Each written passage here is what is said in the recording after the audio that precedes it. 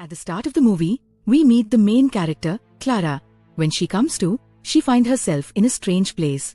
There's something written on the wall, a threat from a killer that says one of them, either her or her husband, is going to die. Clara realizes this is a serial killer who's recently been making headlines as the calendar killer, and she freaks out. She even hears the killer's voice behind her, but he leaves without harming her. Then the scene cuts, and we're introduced to a guy named Julian. Julian used to work at a call center from home. At this call center, they handled calls from girls who were in danger. One day, Julian got a call from a girl who said that a bunch of guys were following her. Julian advised her to go stand under a street light where people could easily see her. He told her that if there was a nearby car, she should hit it to set off the alarm. The girl did exactly what Julian suggested, and as soon as the car's alarm went off, all those guys ran away. They left because they knew the people living here would come out of their houses, and that's how the girl's life was saved. As soon as he hung up the call, Julian turned on the TV, where the news was about the calendar killer.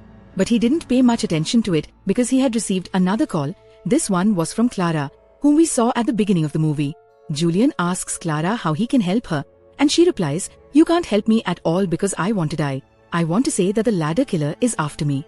He kidnapped me from my room and took me to some unknown place, threatening to kill me or my husband without even showing himself. He just doesn't seem to believe it." During the call, while Clara is talking, Julian checks on his house and his daughter. Then, the scene cuts to an unknown old man holding a picture of the calendar killer's threats, and it looks like he might be the killer. Anyway, finally, we see Clara walking down the street. Clara was in a pretty bad state, like she had just run away from a party. While talking to Julian, she said, "I'm so tired of this life. I just want to die." Julian, panicking, asked her where she was and where her husband was. Clara replied, "I just escaped from my husband's jungle." Julian didn't get it at first, so Clara explained, "Today was our wedding anniversary. Julian took me out for dinner at this fancy restaurant. I was really happy, but I was scared because he gets really angry and could hit me anytime. If he did it right there in front of everyone, I would have lost all my dignity.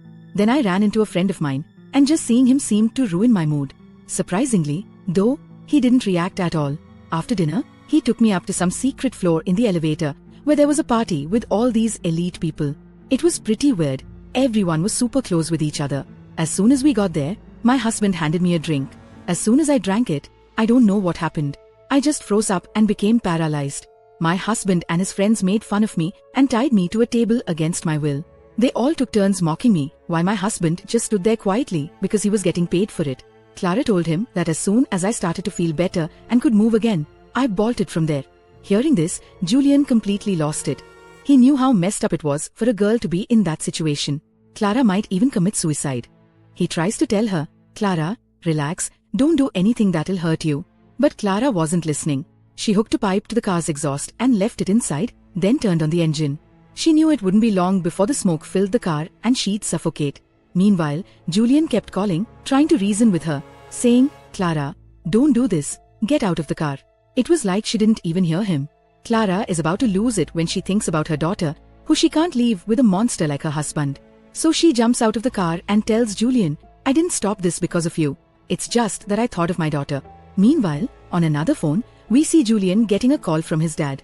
His dad asks where he is, and Julian replies, "I'm at home working, but I need your help."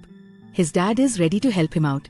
What Julian really wants right now is to check on Clara's condition. He tells his dad, "Dad, please, I'm sending an address. Can you go check if that girl is safe?" Julian's dad agrees, and they set off towards Clara's house. It turns out Julian's dad is the same guy we saw in the picture of the calendar killer. Clara has also just gotten home. After she arrives, she calls Julian again, and Julian asks her why they put up with so much crime. Clara explains that it's because they aren't financially independent. They rely on their men to take care of them. They think they can do whatever they want in return, and we have to put up with this abuse because we want to be with our kids. If we separate, their financial situation is good enough that they could take our kids, and we wouldn't even be able to fight back legally. Here, Julian shares his story about his wife, who wasn't in a good mental state and ended up cutting her wrist. Just when she was about to die, she regained consciousness and tried to save herself, but the bathroom door wouldn't open. At that time, Julian was at work. But when he got home, his wife had been killed. That day hit him hard. He felt more pain for his kids, who are now all alone, than for losing his wife. Jayant says that since his wife passed away, he's been working from home and taking care of the house and kids all by himself. While talking to Clara, Julian was in the kitchen when he noticed that one of his shirts was missing. He thought someone must have broken into his house. He put Clara's call on hold and went to check the house. On the other end was Clara. Weird stuff was happening at her place. Suddenly, the TV turned on by itself, and she got scared and turned it off. When she went to the window, she saw that the Clunder killer threat was written there again. She snapped a picture and sent it to Julian. Julian, feeling like someone had broken into her house, spread a bunch of glass on her front door so that if anyone came in, it would cut their feet. If it didn't, at least the sound of the glass breaking would alert her that someone was inside. Here we see that Julian's anxiety was through the roof. Clara and Lara had just arrived at Lara's house. Clara spotted someone and thought, this has to be the killer, which made her hide. When Clara's dad went inside, no one was there, so he called Julian to let him know the girl wasn't home and that everything was fine. As soon as he hung up, he left. But the moment she got the chance, Clara bolted into the woods. Julian kept trying to reach her, but once Clara ran into the forest, all the signals dropped and they lost contact. While she was running, Clara slipped and fell. He was rolling down the street when, luckily, a car passed by. The driver noticed him and stopped to help. He picked him up and brought him into his car. Clara got scared when she saw him because he was dressed like Santa Claus. But the guy reassured her that he wasn't going to hurt her. He just wanted to help because he saw her in trouble. He wore the Santa outfit because he entertained kids at parties. Hearing that, Clara felt a bit more at ease. As soon as she got into his car and pulled away from the curb, the signals started popping up again. So, she decided to call Julian and told him, hey, please drop me off in the city. She also mentioned on the phone that she found a good guy who would take her there. Hearing this, Julian was freaking out, thinking, what a stupid girl. How could she trust some random dude? He tried to explain that in situations like this, it's not smart to trust a stranger. But Clara brushed off all his fears, insisting, don't worry, this guy is safe. Now Clara was just trying to reassure him. The guy asks for a cigarette and tells her that she can find all her stuff in the back seat of the car. When Lara looked back, she saw a Taser gun and got scared. The man reassured her, saying there's no need to be afraid. He keeps the Taser for his own safety. After taking a deep breath, they continued their trip. Clara was still talking to Julian, telling him that the calendar killer is really after her. But her husband doesn't believe her. She had just said that on the other side. Julian felt like someone had broken into his house, so he immediately started searching again. Meanwhile, Clara's husband suddenly stopped the car because he saw another guy with Clara. He quickly dragged the guy out of the car and started beating him up. Clara got really angry and told her husband that the guy wasn't at fault. He was just trying to help her. Thankfully, her husband listened and let the guy go. Clara helped him out.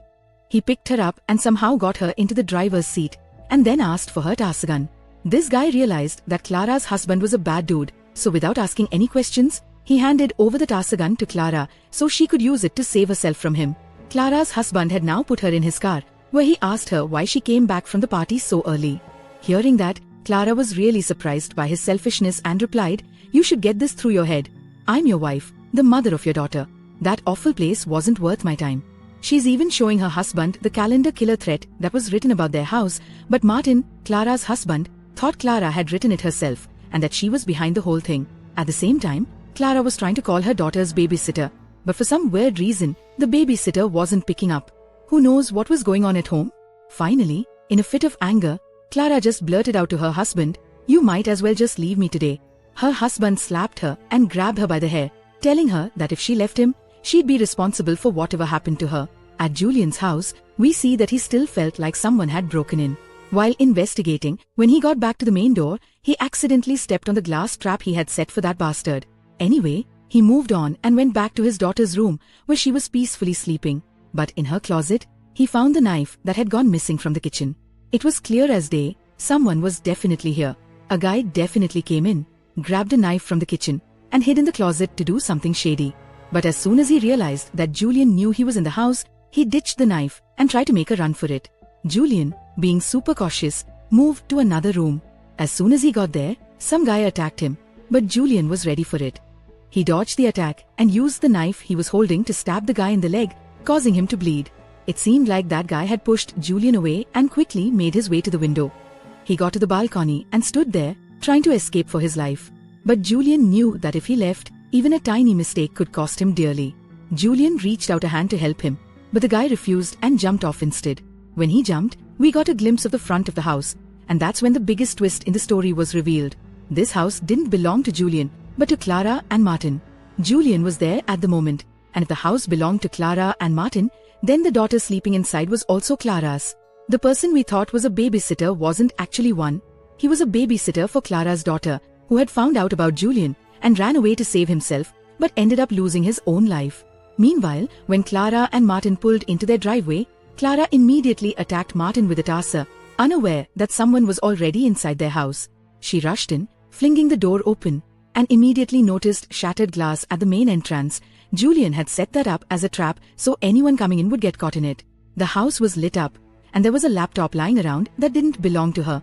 She was confused about what was happening. Quickly, she headed towards her daughter's room to check on her, and there was Julian sitting right next to her daughter. Hearing his voice, Clara realized it was him. Julian is the one she was talking to, and Clara wasn't so clueless that she couldn't figure out that Julian was the killer. She got scared and told Julian, "Please, don't hurt my daughter." Julian replied, "Don't worry, I won't do anything to her. I set up the whole trap here before you even got here. I'm not here to take your life. I'm here to help you so you can take care of your husband and free yourself." It then shows that after the teaser attack, Martin was finally coming back to his senses. He smashed the car window with something lying around and got out while unlocking the car. As soon as he went inside the house, he spotted Julian. He was about to attack Julian, but before he could, Julian jumped on him first. Then the scene cut, and we saw Julian's dad wandering around the same neighborhood. When he came across the babysitter's dead body, he realized that his son must be nearby, killing everyone. He figured it out when he went to his son's house and found there were a lot of pictures of the calendar killer, the same threatening ones that keep showing up in the news. The fact that all these pictures were with his son was proving that his son is the serial killer. In the next scene, we see Julian, Martin, and Clara again, where Julian has tied them up. He's trying to calm Clara down, telling her why she's so scared. He says he's helping her and that she just needs to kill this guy to make her life easier. Here, Julian explains why he's doing this serial killing. He was actually just like Martin, a really terrible and cruel husband who treated his wife horribly. One day, fed up with his abuse, she took her own life. That's when he realized just how much he had tormented her, how much pain he had caused that led to her death. From that moment on, he started to feel for all women and decided he would take it upon himself to eliminate all the men who mistreat their wives. Now, he tells Clara, "This is your chance. Grab the knife and take him out." Lara, she loved him so much that the thought of hurting him was out of the question. Even when Julian forced her to take the knife, as she got closer to her husband, instead of attacking him, she turned and struck Julian from behind. Julian screamed, and he grabbed Clara. Just before he could kill Clara, we hear a gunshot, and it turns out Julian was shot by none other than his own dad, who was there with them. Clara and Martin showed up to save him. To keep Julian from catching on, his dad told him that when they visited Julian's house after a long time, they saw a movie about serial killers there. When they called Julian to ask where he was, he lied and said he was at home working, which made them realize he was off looking for another victim. Eventually, they tracked him down and stopped more murders from happening. Finally, they were safe, and Clara was the first to go see them. Clara hugged her daughter, who was completely safe. Then the scene cuts to a few days later, where we learn that Martin, Clara's husband, holds a high position as a politician. Everyone thinks highly of him and votes for him. During a press conference, Clara sees the opportunity to play an audio recording that clearly revealed Martin abused and hit his wife. In an instant, his true colors were exposed, and his entire career was ruined in just one day. Finally, Clara had her moment. Clara finally gathered the courage to take her revenge, and her lawyer friend was now handling her case, fighting for a divorce from Martin and demanding all her legal needs. In the end, Clara won the case and finally got away from her toxic husband. The movie wraps up showing Clara living a happy life with her daughter, and that's how the story ends.